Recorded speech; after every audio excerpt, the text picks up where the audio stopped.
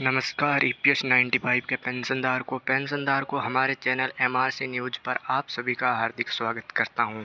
EPS 95 के पेंशनदार को आपके बीच ईपीएस 95 से जुड़ी बड़ी अपडेट आपके बीच शेयर करने जा रहा हूं। हाल ही में एनएससी के अध्यक्ष श्री अशोक जी राउत साहब और अन्य सांसद महोदय द्वारा माननीय केंद्रीय श्रम एवं रोजगार मंत्री डॉक्टर मनसुख मांडविया जी को एक विशेष पत्र लिखा गया है। उस विशेष पत्र में उल्लेख किया गया है 95 की पेंशनरों की संख्या कम से कम 7500 मासिक pension plus DA plus medical सुविधा का उल्लेख किया गया है। 7 वर्ष पहले पेंशन संगठन के राष्ट्रीय अध्यक्ष राउत जी को दिए हुए आश्वासन के बाद भी इस मामले पर कोई प्रगति नहीं हुई है।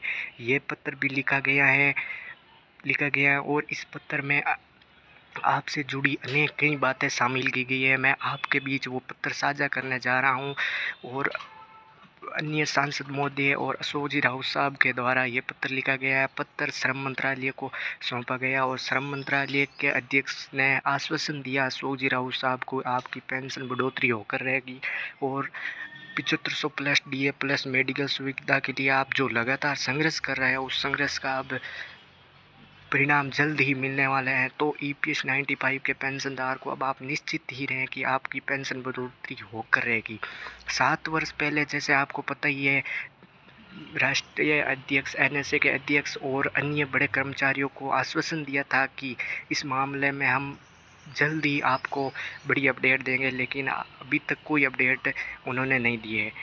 सांसद मोदी ईपीएस पेंशन के शुभचिंतक है। एनएससी के राष्ट्रीय अध्यक्ष कमांडर अशोक जी राउत जी ने प्रतिनिधिमंडल से दिल्ली में स्वयं मुलाकात की थी। उन्हें पेंशनरों की समस्याओं को अवगत कराया। माननीय सांसद मोदी जी का एनएससी की ओर से विशेष आभार प्रकट किया और दिल्ली में जो मीटिंग हुई थी उसमें अन्य बड़े कर्मचारी और सांसद भी मौजूद थे।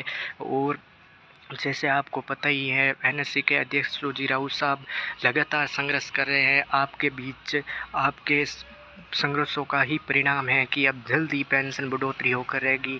तो जो आपकी मांगे थी 7500 प्लस डीए प्लस मेडिकल सुविधा, जो अब आप लगातार देख रहे हो आंदोलन तीव्र गति से होने जा रहा है। अशोक जी राउत साहब ने जैसे मैं पिछले वीडियो में बताया गया है कि अब जल्द ही एक आंदोलन अशोक जी राउत साहब के द्वारा किया जाएगा। जो दिल्ली में जो मीटिंग हुई थी उस मीटिंग में आश्वासन दिया था कि अशोक जी राउत साहब को कि अब आपकी पेंशन बढ़ोतरी होकर रहेगी।